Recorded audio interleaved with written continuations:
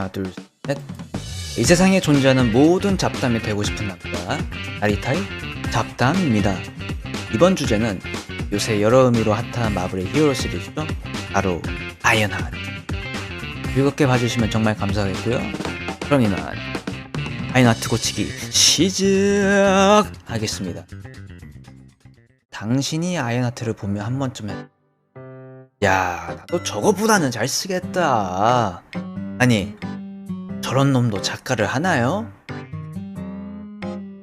내 설사가 아무리 못생겨도 저거보다는 재밌어. 그렇다면 소노네가이 코노 와타시가 이루어 드리겠습니다. 그럼 지금부터 What If 아이언하트 흥한 세계관 시작하겠습니다. 이 이야기는 아프리카의 어느 나라에서부터 어느 때와 같이 끊임없는 내전으로 조용한 날이었는 그곳에서 두 명의 소녀는 만화책을 보며 조금이나마 이 끔찍한, 너무 끔찍한 피비린내가 나는 현실에서부터 도망가기 위해 발버둥을 치고 있습니다. 가게에서 물건도 훔치고 도박도 하고 여러가지 일을 하면서 말이죠. 그리고 언젠가는 이 만화책에 나오는 영웅들처럼 자신들을 끔찍한 세계에서 구해줄 슈퍼히어로가 오기를 빌면서 하는 거죠. 그런데 너무 안타깝게도 그런 그녀들을 맞이한 건 얼마 안 되는 돈을 위해서 자신들을 소년병으로 팔아버린 부모, 그리고 책을 읽는 것보다 총을 쏘고 사람을 죽이는 법을 먼저 가르쳐버린 잔혹한 현실이었습니다. 꿈을 꾸는 것도, 희망을 품는 것조차도 사치인 자신의 인생에 무엇이 있는가 절망에 빠진 소녀들의 앞에 적이 일어나게 됩니다. 소년병으로 하루하루 고되게, 너무 끔찍하게 살고 있는 이 가엾은 소녀들의 앞에 말이죠. 그 기적이 무엇이냐? 보니스터 I'm Iron Man 와의 만남이었죠. 그게 어찌된 일인지 언니는 슈트도 없어진 채 기절해 있는 상태였습니다. 그런 그의 행색을 보고 수상하다 여긴 언니 리리 윌리엄스, 그리고 그런 언니를 막아선 라라 윌리엄스. 이 라라는 다행히도 간간히 보고 있던 만화책, 그리고 한짬인 임무 수행 중, 혹은 자신이 임무를 수행한 상대방 집에서 보고 있던 뉴스 같은 거에서 이 사람이 누군지 알고 있었기 때문에 지금 자신들이 얼마나 큰 기회를 잡게 된 것임을 인지한 것이었죠. 그렇게 아이언맨인 토니 스타크를 도우면서 자신들이 본래 가지고 있던 이 너무 참혹하고 이 너무 억압되어 있는 주위 환경 탓에 꽃피우지 못했던 본인들의 재능을 서서히 개화하기 시작합니다. 알고 보니까 라라와 리리는 머리가 엄청나게 좋았던 것이었죠. 아이언맨이 보기에도 말이에요.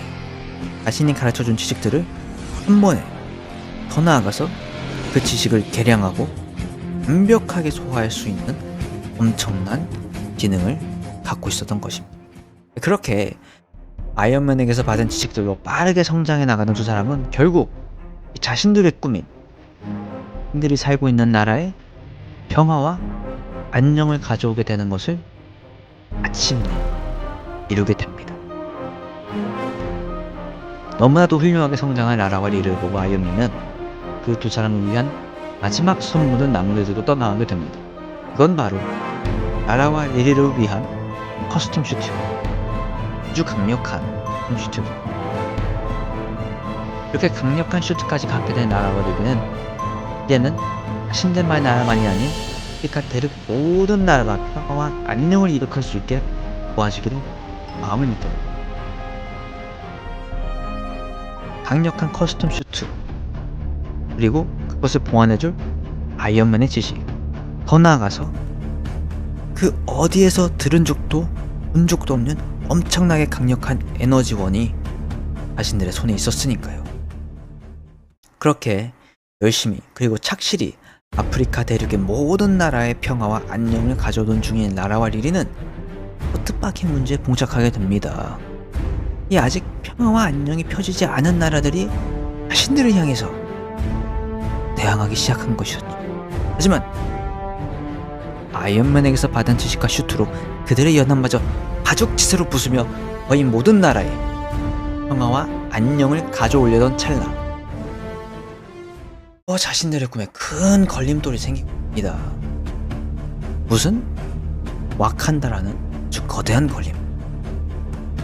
이 라라와 리리의 급진적인 행보에 위험감을 느낀 건 연합국만이 아니었던 것이었죠. 결국 안 그래도 수적으로 열세였던 라라와 리리는 와칸다마저 가세하자 기술력과 화력 그 두 곳에서 마저 열세에 처해지고 맙니다. 그렇게 시간은 흐르고 결국 연합군과 와칸다의 공세 앞에 라라와 리리는 본거지 바로 앞까지 밀려나게 되고 맙니다. 이 저기 아기들의 집이었던 한때는 자신들의 꿈을 펼쳤던 장소가 주위 사방이 다 적이 된 이 상황, 이 끝이 안 보이는 상황에서 라라는 점점 지쳐가고 결국 자신의 언니이자 유일하게 자신이 존경하는 대상이 리리에게 투항하자고 설득하는 지경에 이르게 되는데요. 그런 라라를 보며 광소를 터뜨리는 리리, 그리고 그런 그녀의 뒤에서 똑같이 광소를 터뜨리며 나타나는 의문의 한 남자, 그는 바로 메피스토였습니다. 이 너무나도 믿기지 않는 현실에 마음이 벙벙해진 라라.